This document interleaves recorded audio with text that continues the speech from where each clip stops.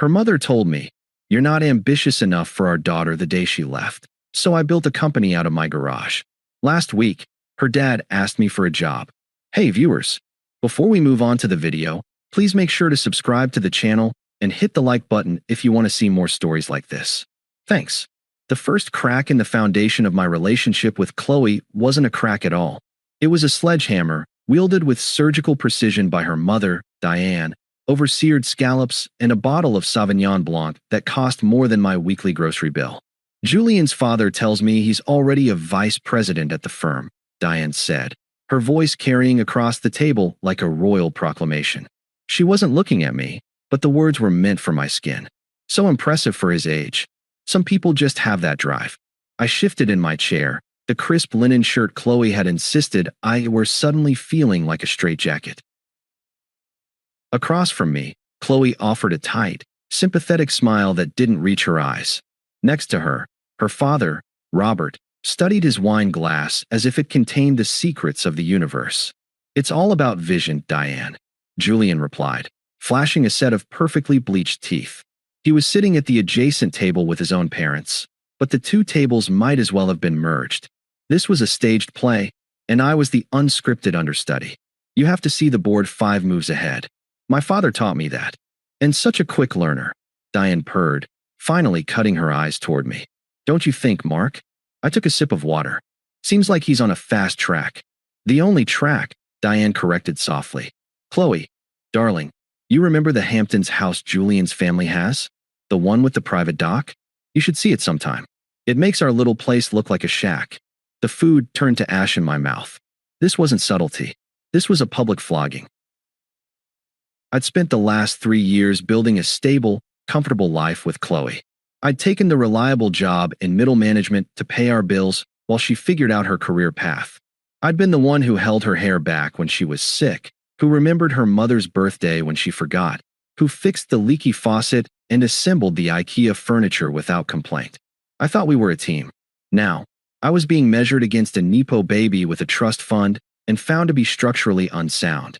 Later, in the car ride home, the dam broke. What was that, Qley? I asked, my knuckles white on the steering wheel. What was what? She snapped, staring out the passenger window. That whole performance. Your mother comparing me to that all night. And you just sat there. She turned to me, her face sharp in the passing streetlights. Maybe she has a point, Mark. Why can't you be more like him? Ambitious. A go-getter. You heard him. He's a vice president at 28. What are you? A project coordinator. It sounds so small. The word hit me like a physical blow. Small. I repeated, my voice dangerously quiet. The life we're building is small. The down payment we've almost saved. The future we talked about. That's your future, she cried, her voice rising with a hysterical edge. A small house in a boring suburb, a sensible car, a 2-week vacation once a year. It's suffocating. My mom sees it. I see it. You're just comfortable. Is this it? A middle management life forever? I pulled into the parking spot outside our apartment building and killed the engine. The silence was deafening. I thought of the promotion I'd turned down because it would have meant more travel, more time away from her. I thought of the coding projects I'd abandoned in my spare time because she found them geeky and a distraction from our us time. The sacrifices I'd made for our shared stability were now being used as evidence of my inadequacy. So that's what you think of me, I said, the fight draining out of me, replaced by a cold, hollow feeling. I'm just comfortable. She didn't answer. She just got out of the car and slammed the door.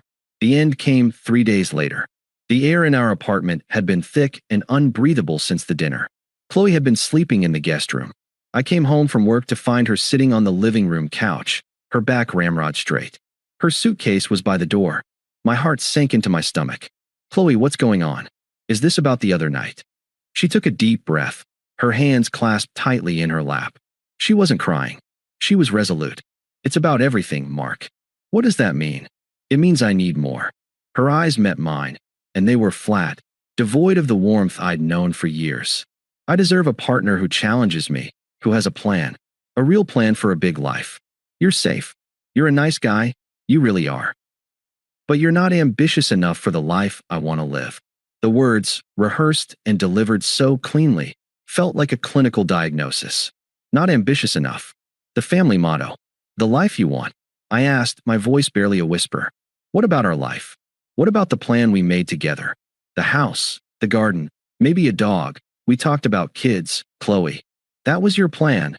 She shot back, a flash of anger in her eyes.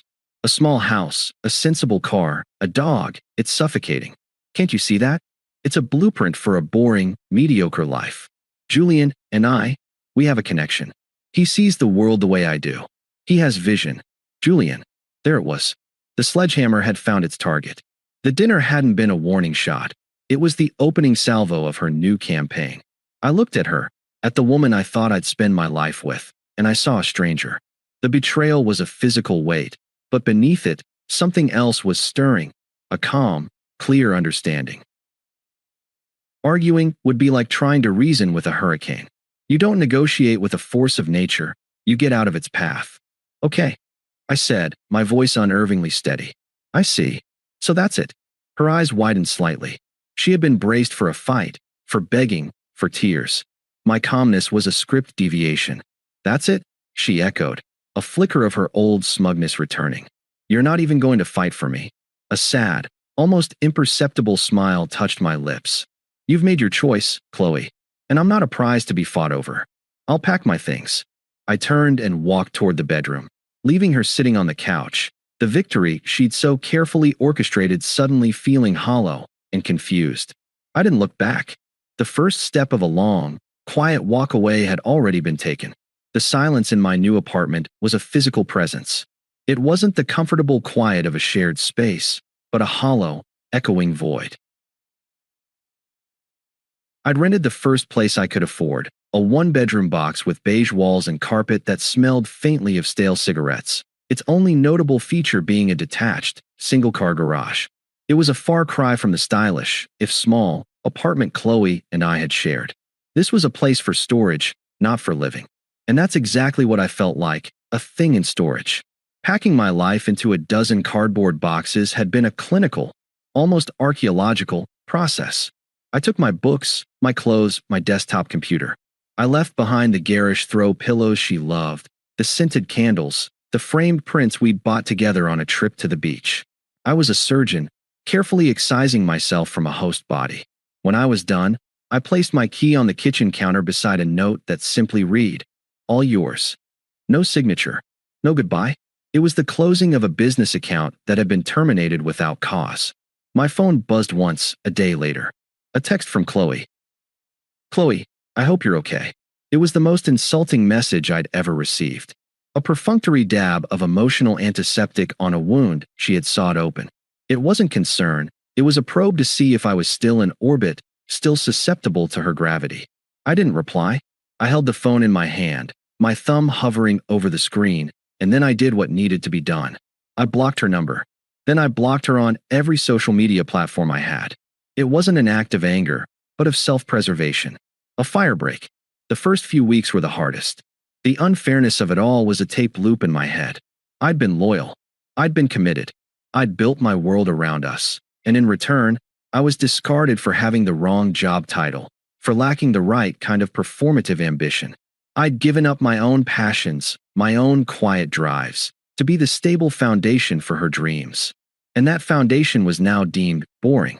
But in the emptiness of that beige apartment, a strange thing happened.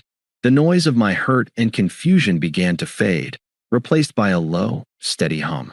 It was the sound of my own mind, finally able to hear itself think.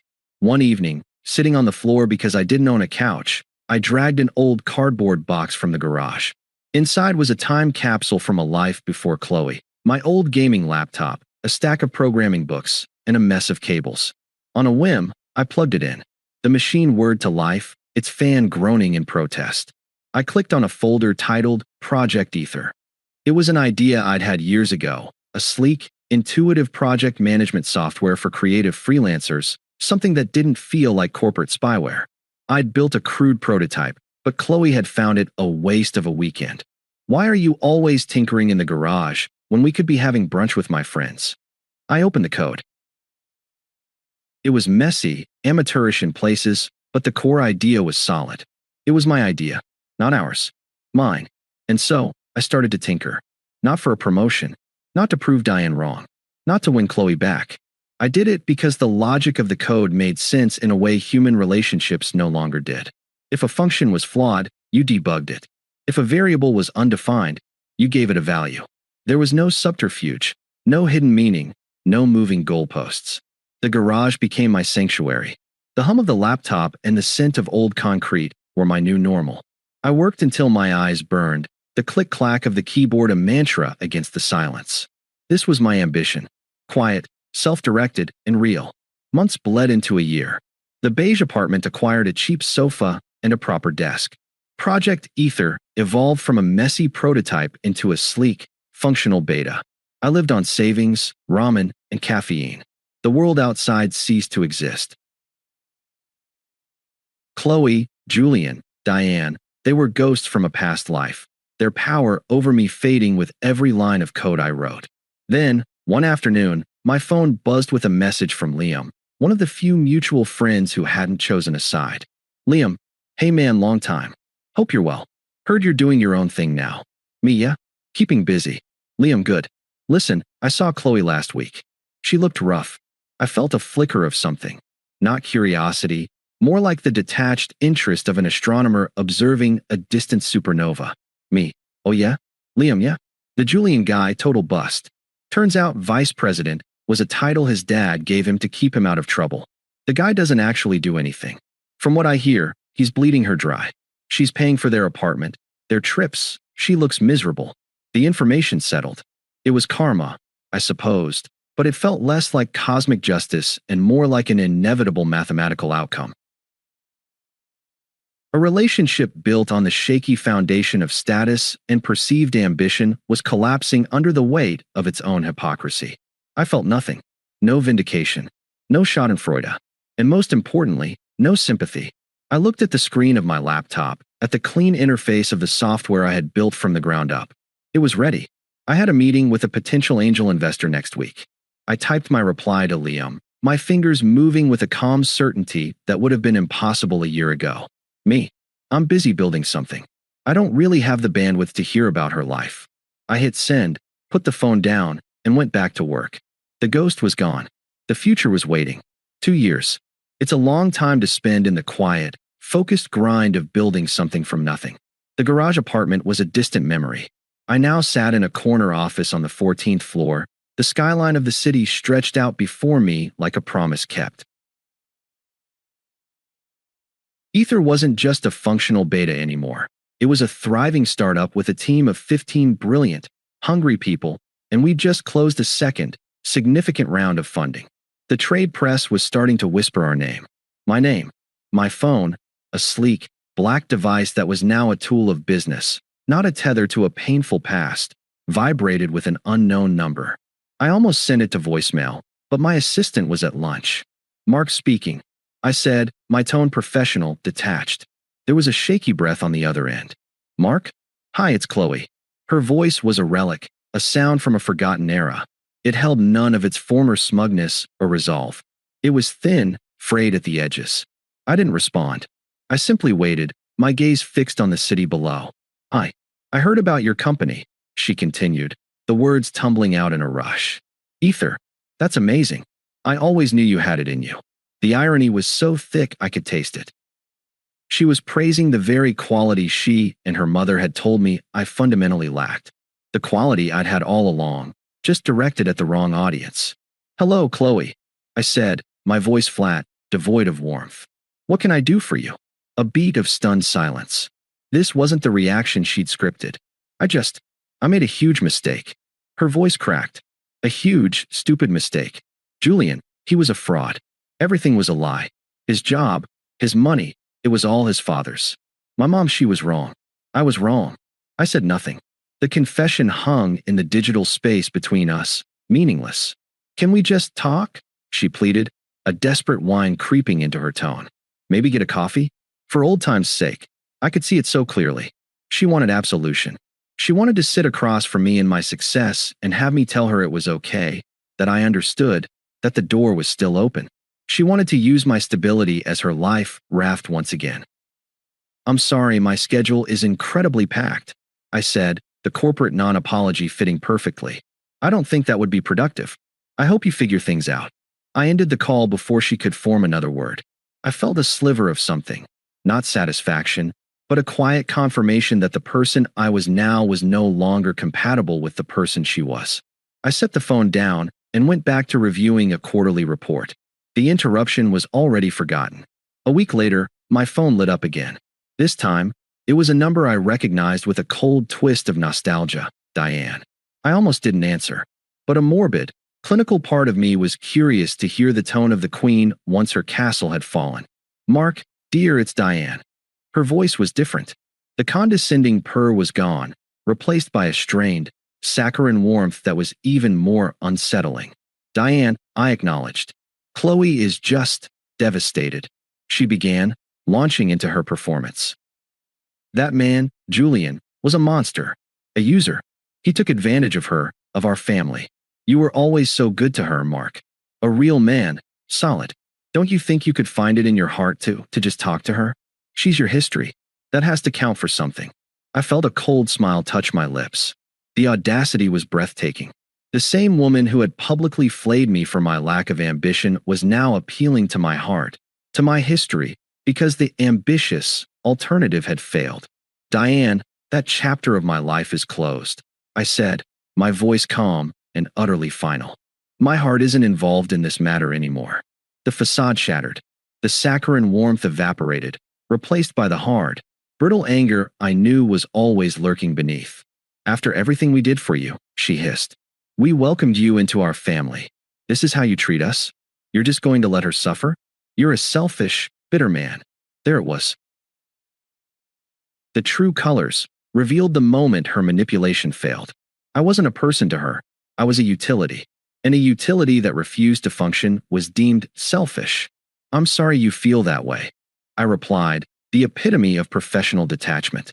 "I have to go now." I hung up, the sound of her sputtering fury cut short. It was the last thread, snipped. There was nothing left to say. The final act of the play arrived 2 weeks later, staged with an irony so perfect it felt scripted. My assistant's voice came over the intercom. "Mr. Evans, your 1015 is here." "A Robert Miller?" "He says it's regarding a business consultancy." "Robert." Of course. The final, most potent piece to be played. I knew this wasn't a consultancy. This was a surrender. "Send him in, Sarah." The door opened, and Robert walked in. The confident, silent patriarch from the restaurant was gone. In his place was a shrunken, nervous man in a suit that suddenly looked a size too big. His eyes darted around my office, taking in the modern furniture, the panoramic view, the palpable aura of success. "Mark," he said, forcing a smile that was more of a grimace. "You look well. This place is incredible." He wiped a bead of sweat from his temple. "I always knew you were a sharp kid." "Thank you, Robert," I said, not gesturing for him to sit. I remained standing behind my desk, a subtle power dynamic established. "My assistant said you had a business proposal?" "I have 15 minutes before my next call." He swallowed, his Adam's apple bobbing. "Well, yes, the thing is." He faltered, his rehearsed lines failing him under the weight of the reality he was standing in. "My firm, we've hit a rough patch. A very rough patch. With the economy and Julian's family. Well, they pulled some investments after everything. It's been a domino effect." He looked at me, his eyes pleading. "I was wondering if you had any openings? A senior role, perhaps? Director of operations, something like that?" I'm not proud. I let the silence hang in the air, thick and heavy. I looked at this man who had sat by while his wife and daughter dismantled me, who had believed that a borrowed title was worth more than quiet competence. Now, he was in the temple of that quiet competence, begging for scraps.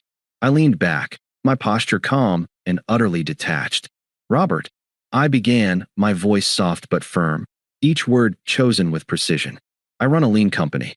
We hire for specific skill sets, driven by data and results. We don't have roles for generalists." I paused, letting the euphemism for obsolete sink in. "And to be perfectly frank, the people I bring into my orbit need to be aligned with my values: loyalty, vision, and quiet perseverance. The kind of qualities you and your family once told me weren't ambitious enough for your daughter." The color drained from his face. He had been braced for a no, but not for the mirror held up so clearly, reflecting his own hypocrisy back at him. It was the unvarnished truth, delivered without malice, and it was more devastating than any insult. "Mark, please," he whispered, his voice breaking. I stood up, a definitive gesture. I walked around the desk and offered my hand. It wasn't a gesture of reconciliation, but of termination. A business deal closed. "This meeting is over," I said. "I wish you the best of luck in your search." He looked at my hand for a moment, a broken man, then took it with a weak, clammy grip.